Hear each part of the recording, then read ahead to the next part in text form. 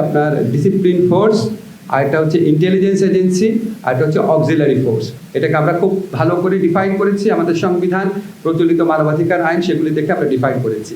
তো এটা যেহেতু উপদেষ্টা পরিষদে গৃহীত হয়েছে, এটা গেজেট আকারে প্রকাশিত হলে এটা আপনার আইনে পরিণত হবে। আর কিছু বিষয় আপনারা আগে থেকেই জানেন যে এই আইনে বিদেশি আইনজীবী নিয়োগের বিধান আছে।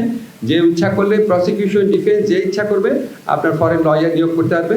এবার একটা চমৎকার বিধান হচ্ছে এটাতে observer. Double million offer Walton fridge কিনে পেতে পারেন 20 লক্ষ টাকা, রয়েছে কোটি কোটি টাকার নিশ্চিত উপহার। বিধান এক্সপ্লিসিটলি আছে।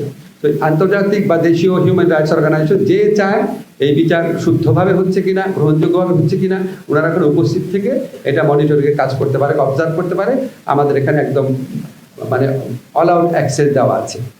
এই হচ্ছে মোটামুটি বিধান। আর এখানে আপনার যদি প্রশ্ন থাকে প্রশ্ন উত্তর দিব, বলতে পারেন।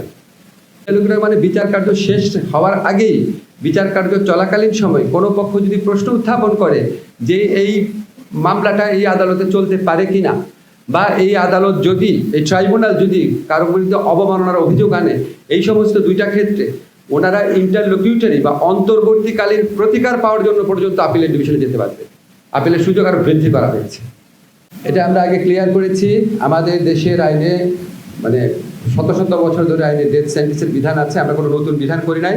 আমাদের পেনাল কোডে বহু অপরাধের ক্ষেত্রে ডেথ সেন্টেন্সের বিধান আছে, এবং আমরা এই ডেথ সেন্টেন্স বিল অফ আন্তর্জাতিক চুক্তি আছে, প্রোটোকল যেটা আছে, সেটা পর্যন্ত আমরা র্যাটিফাই করি নাই।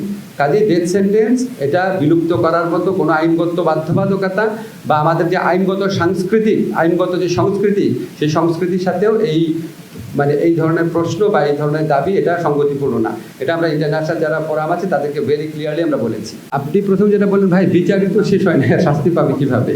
তবে বিভিন্ন বাহিনী কেউ গ্রেফতার হয়েছে, এটা আপনার প্রসিকিউশন টিমকে বলে এক্স্যাক্ট ফিগারটা জানতে পারবেন।